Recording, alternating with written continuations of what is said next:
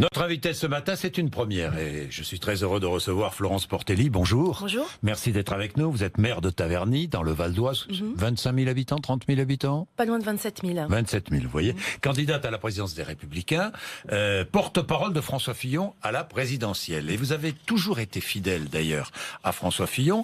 Est-ce qu'il vous donne encore des conseils aujourd'hui? Ça m'est arrivé d'avoir quelques contacts avec lui, mais je ne parle plus de politique avec lui en fait. Plus de politique. Il ne veut plus parler de politique. En tous les cas, moi, c'est pas ce que je cherche dans notre relation. Mais je tiens à dire que j'étais porte-parole pendant la présidentielle et pendant la primaire quand on le donnait gagnant, quand on le donnait perdant. Perdant. Avec 5%. Et la primaire, c'était il y a un an. Ouais. C'est pratiquement jour pour jour. Il y a un an, surprise, voilà que François Fillon devance Alain Juppé. Alain Juppé, qui s'exprime beaucoup en ce moment, on n'a jamais gagné sans une alliance de la droite et du centre, dit-il. Vous êtes d'accord ou pas avec lui ? Oui et non. Je pense que l'un des problèmes de la droite aujourd'hui, en tous les cas des Républicains, c'est justement la création de l'UMP. On a fait des alliances avec tous les centristes, tous les courants, les bonapartistes, les libéraux, les centristes, les fédéralistes, les souverainistes, etc. Ce qui fait que la ligne a été complètement indigeste. On ne sait plus qui on est, on ne sait plus ce qu'on est. D'ailleurs, vous remarquerez que les centristes, quand ils se présentent, ils disent on est centriste. Et nous, on devrait dire on est de la droite et du centre. Ben, nous, on est de la droite. Alors, qui êtes-vous ? De quelle droite êtes-vous, Florence Portelli ? Personnellement, je suis issue du séguinisme. Oui. J'ai commencé en culotte courte, si je puis dire, à l'âge de 13 ans. Je voulais des affiches pour Philippe Séguin. Et disons que c'est celui qui me correspond le plus. Non, je vous dis ça parce que tout le monde se revendique soit de Charles de Gaulle, soit de Philippe Séguin. Vous n'étiez pas d'ailleurs à Colombey, hein ? Non, j'ai pas été faire ce défilé que je trouve indigne du général de Gaulle. D'ailleurs, lui n'aimait pas ce genre de... Quand on voit des recommandations qu'il avait fait pour ses obsèques, je crois que ça le ferait beaucoup rire de voir ça. Tout le monde qui prend son ticket pour passer devant la tombe, je crois que c'est pas à ça qu'on mesure l'attachement au général de Gaulle. Alain Juppé ajoute, lorsque la droite se droitise, elle banalise les idées du Front National et banalise l'extrême droite. Vous êtes d'accord ou pas ? Oui, quand elle se centrise, elle banalise les idées du centre-gauche. Donc, au lieu de se banaliser dans un sens ou dans un autre, qu'elle soit déjà elle-même. Que partagez-vous avec Emmanuel ? Sur l'Europe, par exemple, est-ce que vous partagez les mêmes idées qu'Emmanuel Macron, les mêmes engagements ? Non. Non. Déjà, moi, Quelle est la différence ? Je ne suis pas pour l'élargissement.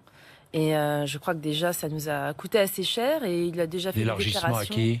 L'élargissement à d'autres pays ne l'a pas exclu. À la Serbie, à la Macédoine, pays du Balkan. Oui, il n'a parlé que de cela. Entre autres, et puis il n'a pas exclu totalement non plus le fait qu'on aille jusqu'au bout des accords de Schengen en ce qui concerne la Roumanie. Donc non, je suis pas sûre. Dites-moi l'élargissement. Est-ce que vous savez quand a été préparé cet élargissement à la Macédoine et à la Serbie? Sur l'Union européenne. L'élargissement, oui. Quand la date exacte, non, je ne sais pas. 2010-2011. Et vous savez qui était ministre des Affaires européennes à l'époque ? Laurent Wauquiez. C'était monsieur Laurent Wauquiez. Mais justement, je ne suis pas Eurotartuffe. J'ai une constance sur l'Europe. Je ne suis pas pour l'élargissement. Et d'ailleurs, Laurent avait prôné même l'élargissement des accords de Schengen et de l'Europe à la Roumanie et à la Bulgarie, quand il était dans les années 2010. Après, il est revenu dessus. Mais en tout cas, je suis constante, je suis contre ça. Tartuffe ? Eurotartuffe. Eurotartuffe, Laurent Wauquiez ? Non, beaucoup de gens, pas que Laurent Wauquiez, mais c'est vrai que sur l'Europe, on passe son temps à virevolter. Et d'ailleurs, vous savez, ça se voit dans un problème de notre parti, c'est les investitures. Les députés européens, souvent, sont investis sur des critères qui ne sont pas ceux de l'attachement à l'Union européenne, ou en tous les cas à une ligne dégagée par le parti. Pour deux raisons. Déjà, la première, c'est qu'il n'y a plus de ligne. Je vous défie de me dire quelle est la ligne de la droite sur l'Europe. Il y en a tellement qu'on ne sait plus quelle est laquelle. Mais on ne sait pas quelles sont les lignes de la droite sur de nombreux sujets. Et notamment sur l'Europe, qui est un sujet extrêmement important. Donc moi, ça ferait partie des priorités de mon mandat de présidente, de définir de nouveau cette ligne. Et puis d'exiger que nos candidats soient entièrement dévoués justement à ce mandat européen, qui demande à être à Strasbourg et à Bruxelles. Et puis qu'on investisse plus simplement, c'est pas le cas de tout le monde, mais parfois des gens qui n'ont plus de mandats nationaux pour les recaser. Vous savez ce que nous allons faire ? Parce qu'il n'y a pas de débat pour l'instant à l'occasion de cette présidence des Républicains. Moi, je vais vous en parler. Je vais vous en parler, Florence Portelli. Nous allons écouter Laurent Wauquiez, qui était hier soir à Asnières, en meeting. D'abord, premier bout de son, il a distribué quelques piques à ses adversaires et n'a oublié personne. Tiens, écoutons. Ministre de l'Intérieur, désolé, il vient de ma région. On vous a pas envoyé ce qu'on avait de mieux. Je sais bien qu'il y a les marcheurs. Et cette armée de Playmobil. Chez eux, il suffit d'une voix pour être désigné président de la République en marche. Le visage de l'incompétence, le visage de la haine. Il est hors de question que nous laissions à Mélenchon la voix de l'opposition. Le pauvre, au bout de 6 mois, il est déjà en déprime. Bon niveau, non? C'est bien ça? Vous appréciez ce genre de discours ou pas? Ce ne serait pas tout à fait le mien, je ne suis pas aussi outrancière, oui. Mais je pense que d'ailleurs, il n'y a pas besoin d'être outrancier pour être ferme. Et si on veut incarner un leadership et être une alternative crédible à Emmanuel Macron, il faut déjà se dévouer à son parti et pas être candidat à l'élection présidentielle. Il est déjà candidat à l'élection présidentielle, oui. Laurent Wauquiez ? Oui. Et moi, c'est pas mon cas, hein, je vous rassure. Ouais, vous n'êtes pas candidat, vous ne serez pas candidat en 2022. Ah non, j'en rêve vraiment pas. Mais il y aura une primaire d'ailleurs en 2022 ou pas? C'est possible, je pense qu'il faut laisser les adhérents trancher. Mais moi, je suis pour les primaires. Vous souhaitez une primaire? Comment voulez-vous qu'on fasse sinon? Ça va être compliqué. Le président du parti est désigné comme candidat. Par 100 000 adhérents. J'espère que d'ici là, on se portera mieux. Mais vous savez, les primaires, si on avait gagné l'élection présidentielle, on dirait que c'est formidable. Et c'est parce qu'on a perdu l'élection présidentielle que finalement on dit que ça n'est pas bien. Alors il y avait un problème pour nous sur les primaires. C'est les gens de gauche qui allaient voter. Et ça, c'est un second souci. Mais pour ça, moi j'ai une solution très simple. C'est d'utiliser ce que font les Américains avec les caucus, se mettre d'accord avec les partis de gouvernement qui organisent des primaires et le faire le même jour avec le même registre pour que les gens aillent voter une fois. Comme ça, vous n'aurez pas un électeur de gauche qui va voter. Chaque parti désignera son candidat. Désignera son candidat, mais au sein de primaire, mais avec un vote le même jour pour tous les partis, avec le même registre, pour qu'une personne n'aille pas voter à gauche et à droite. Donc vous demandez des primaires pour 2022 ? Oui. Laurent Wauquiez n'en veut pas. Oui, ça ne m'étonne pas, il ne veut pas du débat non plus, mais en tous les cas, je pense que c'est ça. Revenir sur le débat. Et ça peut montrer une belle image de la droite. Quand il y a eu le débat pour les primaires, on était fiers d'être de droite, c'était de bonne tenue. Il y avait un débat de très haut niveau, enfin moi j'ai trouvé pour ma part. Parlons du débat. Pas de débat télévisé pour l'instant, alors que les dates approchent. 10 et 17 décembre, cette élection. Pourquoi pas de débat? Vous refusez ce débat? Au contraire, moi, j'étais la première à le demander. J'ai demandé au moment de la recherche des parrainages. Oui. Alors là, on m'a dit non, c'est pas possible parce qu'on ne sait pas qui sera candidat. Je dis très bien, moi je sais que je serai candidate, mais c'est pas grave, ok. Et quand j'ai été désignée candidate, j'ai demandé à ce que justement il y ait maintenant ce débat. Et là, ça a été une série de prétextes pour repousser l'accord sur le débat. Alors au début, c'était pas sur un plateau télé. Alors, je trouve incroyable qu'un parti qui veuille être le premier parti d'opposition ait peur de passer à la télévision dans une démocratie occidentale. On n'est pas en Corée du Nord, enfin c'est quand même incroyable. Donc ça, je vous avoue que je ne comprends pas, j'en ai même un peu honte. Je trouve en plus qu'il y a un discours anti-journaliste qui n'est pas très sain. C'est la raison pour laquelle vous n'êtes pas allé au Trocadéro d'ailleurs. Même si je suis allée jusqu'au bout avec François Fillon, contrairement à certains qui étaient au Trocadéro. Oui. Maintenant, on est sur un débat ridicule sur le débat. Donc la dernière en date, on m'a dit qu'il ne faut pas que c'est lieu en Ile-de-France, par exemple. Donc pourquoi pas, je sais pas, en Guyane ou dans un sous-marin. Vous demandez quel débat ce matin? Moi, je demande un débat devant tous les militants. Donc le plus simple, ça aurait été que ce soit à la télévision ou sur une radio. Je veux que ce soit animé par des journalistes pour qu'il y ait une neutralité. Des journalistes qui peuvent être choisis par les candidats si les chaînes, évidemment, sont d'accord. On n'est pas sous Brejnev. On n'a pas imposé aux journalistes comment ils doivent organiser le débat. Et puis, un débat qui a un maximum d'audience possible. Enfin, on s'adresse quand même à tous nos militants et au-delà à nos sympathisants. On a eu des très bons travaux dans les ateliers de la refondation où justement nos militants nous disent d'ouvrir aux sympathisants. Comment voulez-vous qu'on ouvre aux sympathisants et qu'on donne envie si on a envie de se planquer pour un débat? Donc maintenant, qui se planque? Pourquoi est-ce que ce débat n'est pas organisé? On m'a demandé à Laurent Wauquiez. Moi, je ne comprends pas pourquoi il ne veut pas débattre face à Marine Le Pen, pourquoi il n'a pas voulu se montrer pendant les présidentielles et pourquoi maintenant il ne veut pas débattre avec ses amis politiques. C'est dommage. Ça aurait pu donner une belle image de la droite et du renouvellement. Mais je rappelle que le débat a permis... Non seulement le débat, mais la primaire a permis à François Fillon d'émerger. Bien sûr. C'est ce que je dis parfois à des militants qui me disent les journaux, la télévision a fait beaucoup de mal à François Fillon. Mais sans la télévision, François Fillon n'aurait peut-être pas été notre candidat, parce que c'est le candidat du système, Alain Juppé, qui aurait été imposé. Donc je piqûre de rappel, les débats, ça peut être très sain. C'est le candidat du système, Laurent Wauquiez ? En tous les cas, c'est le candidat autoproclamé vainqueur. Et ça, c'est quelque chose que j'ai connu. Même d'ailleurs du temps de Jacques Chirac et de Philippe Séguin. Rappelez-vous, le circulé « Il n'y a rien à voir » de Philippe Séguin, quand on disait que Chirac était battu d'avance. Bon, Fillon lui a fait le même coup. Pourquoi vous le soutenez? Il va faire 8%. Donc ça, c'est fréquent. Donc quand on a connu ça, on a la carapace solide. Et on Laurent Wauquiez dit si François Fillon avait gagné, j'étais au goulag pour un bout de temps. Je me demande ce qu'il a voté, en tous les cas, au premier tour de la présidentielle. Moi, j'ai voté Fillon. Je ne sais pas, mais vous avez des doutes, sincèrement? J'ai des petits doutes parce que je ne comprends pas cette phrase sur le goulag. François Fillon, je ne l'ai jamais entendu tenir des discours contre Laurent Wauquiez, contre qui que ce soit. Et il n'y avait pas de purge annoncée s'il était président de la République. Donc c'est un drôle de propos. Qu'est-ce qui vous sépare de Laurent Wauquiez. Nous allons... Attendez, vous savez, nous avons réalisé un petit montage. Oula. Écoutez bien et regardez.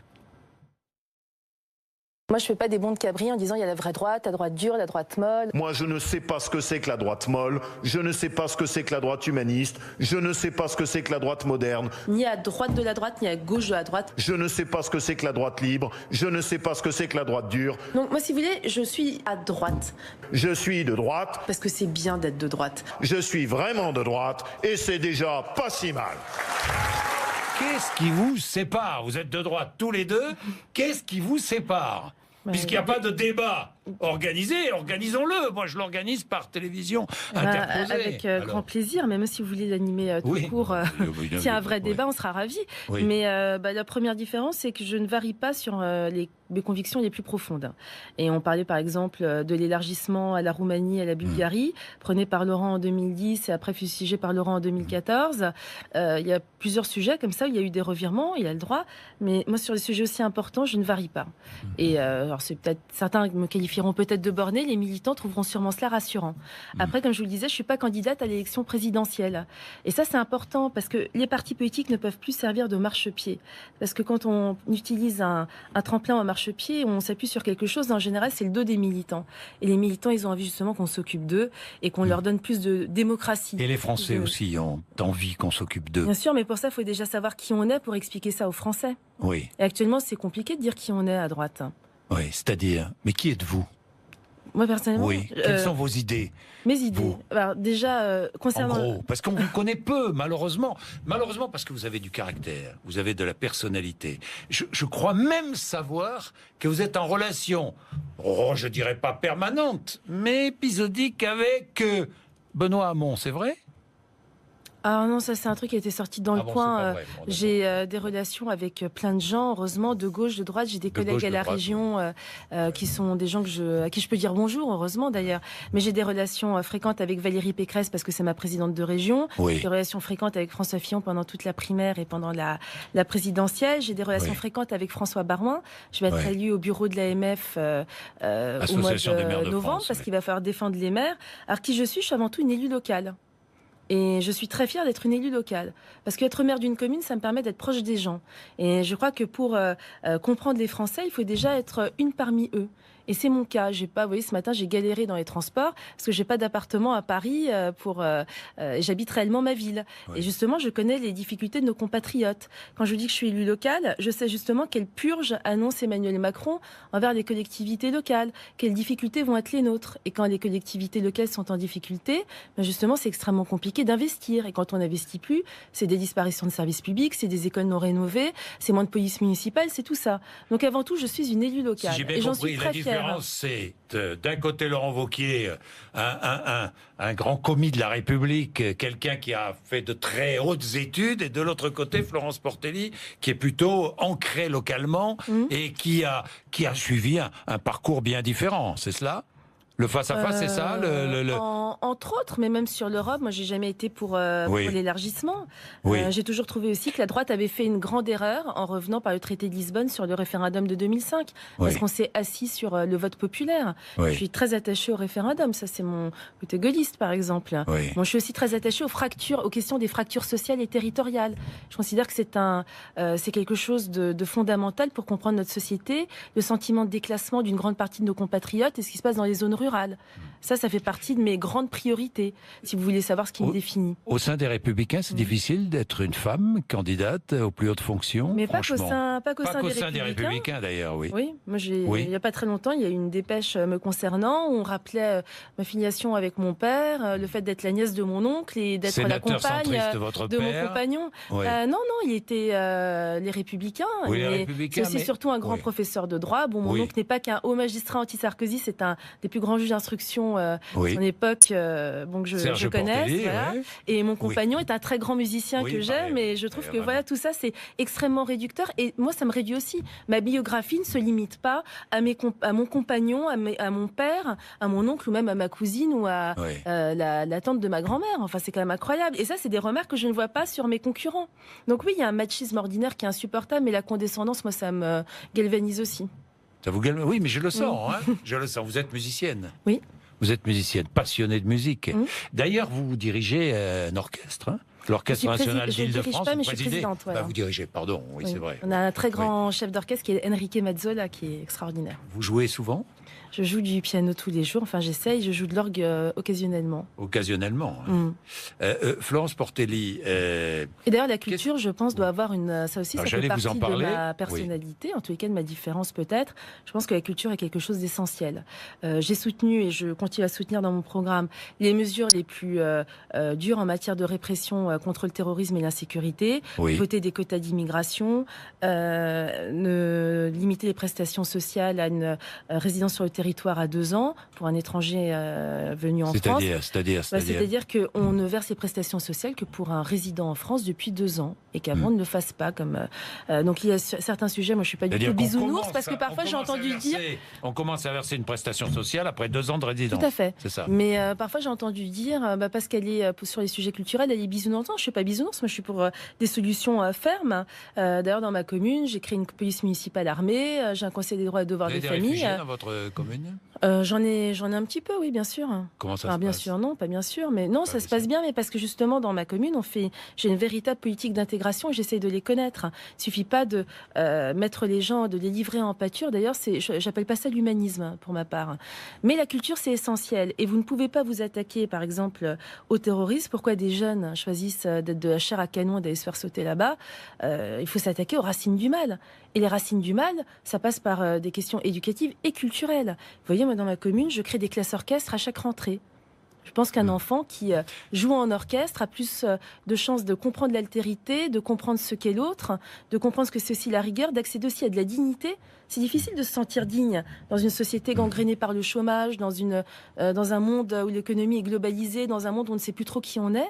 C'est extrêmement difficile d'acquérir une dignité. Et je pense que la culture permet ça et que c'est pas du luxe en ce moment. Est-ce que le discours d'Emmanuel Macron sur les quartiers plus difficiles, défavorisés, ce qu'on voudra, les communes qui souffrent justement qui sont en danger parfois dans certains quartiers parce qu'il y a une radicalisation, parce qu'il y a des associations salafistes ou autres qui s'installent et qui ont pignon sur rue et finalement qui parfois remplacent les services sociaux, les services publics. Hélas, vous êtes confronté à ça, Taverny ?